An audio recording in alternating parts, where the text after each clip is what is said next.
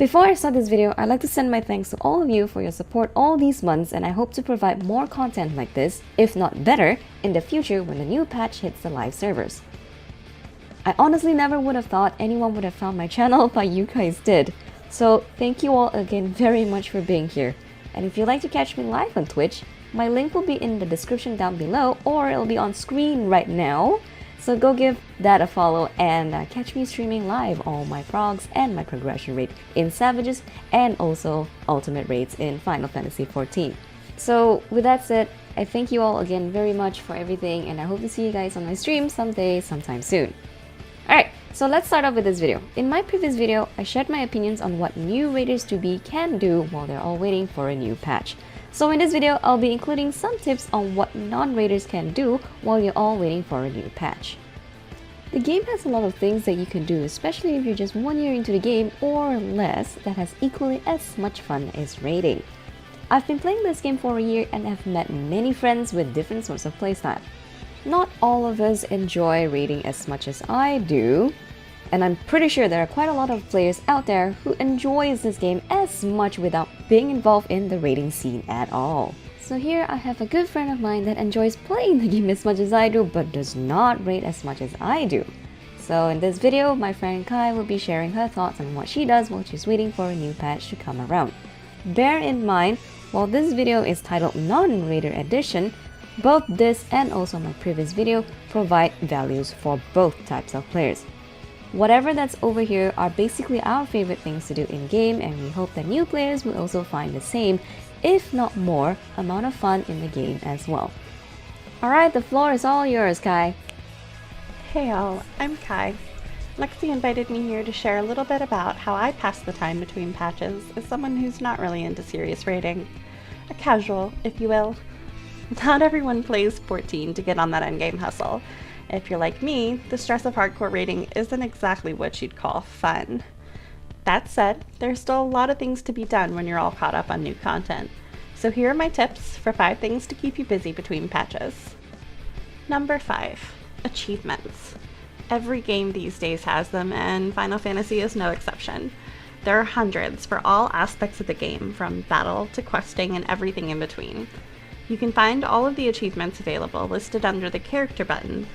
Many offer rewards such as gear, mounts, minions, and orchestrion rolls that are available at the vendor located next to the waterfall in Gridania.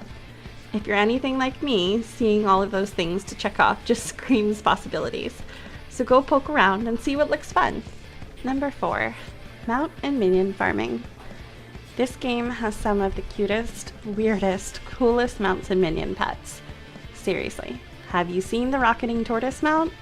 Or the little otter minions with their cute little hats? It's bonkers. One of my go-to boredom busters is seeing which mounts or minions I still have yet to collect and seeking them out. A lot of minions can be purchased on the market boards, but there are still plenty that are dungeon or boss drops, or even achievement rewards. Mounts are typically harder to come by and can be found as rare drops from certain extreme trial bosses, achievement rewards, or purchased with MGP at the Gold Saucer, or wolf marks from PvP battles. Every time I think I must be getting close to having them all, I check, and no, there are so many. Certainly enough to keep you occupied for a couple hours, yelling at Titania to just give me the blue dragon, you silly butterfly, please. Number 3, crafting and gathering. Did you know that there are 8 different crafting classes and 3 gathering classes in 14? And that you can make almost anything you need, from gear to food to even some cute minions and furniture pieces, by leveling them. I'll admit, crafting and gathering weren't always on my list of go-to activities. They can sometimes be a bit boring, but they're also pretty useful, and eventually that usefulness outweighs the suck. I see a lot of folks suggest leveling these classes all together as you level your combat classes.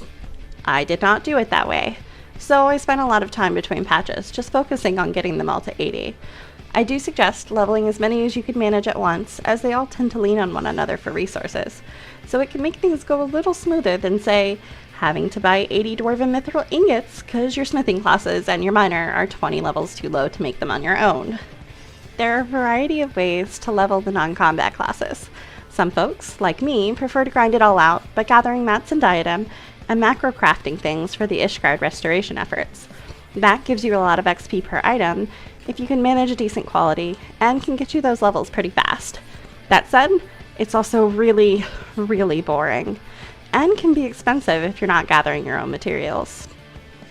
There's also daily and weekly turn-ins you can do in the form of custom deliveries and script crafts that give decent XP and have a bonus of giving scripts that can be used to purchase useful gear for leveling and ingredients that might not be available elsewhere. All the options aside, throwing yourself into the productive side of the game can be a great time sink. Just remember, do your class quests as soon as you come to them.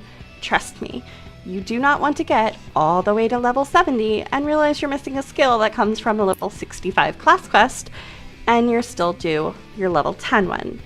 I'm looking at you, manipulation, you useful, awful thing. Number 2, Beast Tribe Dailies. This one goes hand in hand with our number 1 spot. There are 14 Beast Tribes in the 14 as of right now, 5 in a Realm Reborn and 3 for each expansion. You're given an allowance of 12 Beast Tribe quests each day. They're both combat and crafting and gathering tribes, and after unlocking them, each can give you between 3 and 12 quests per day, depending on the tribe. The quests are usually quick and easy, and can provide great experience for classes that are at level.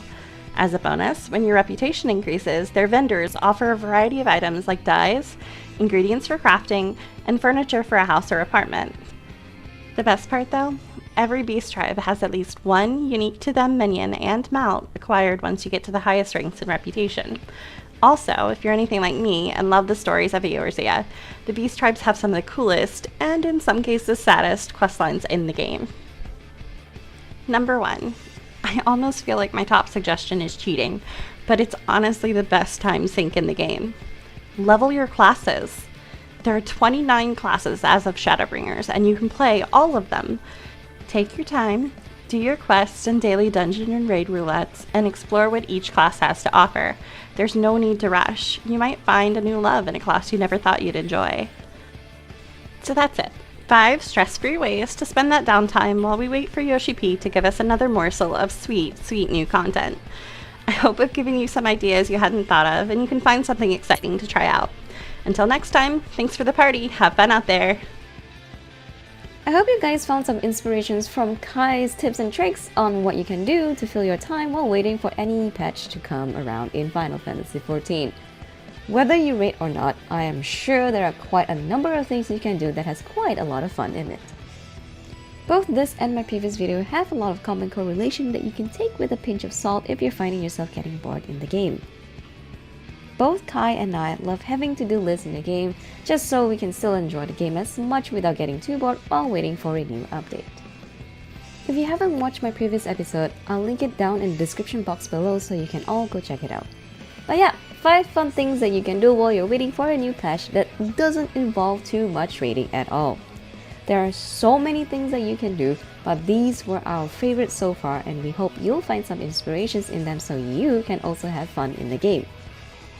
But that is all for this episode, so I hope you're all excited for 5.4 and that you're all prepared for what's to come. If you want to enjoy more of my content, I'm normally very active on Twitch, so don't forget to go follow my channel over there. And if you want to catch more of my videos on YouTube, don't forget to hit that subscribe button. Join my Discord channel if you're also looking for players to interact with who plays Final Fantasy XIV. It is a relatively small channel, but I do hope to grow it sooner than later. But thank you all again for sticking around. I hope to see you guys again next time, and I hope that 5.4 will bring you as much fun as the previous patches have already. So I'll see you again, and have fun in 5.4. Take care.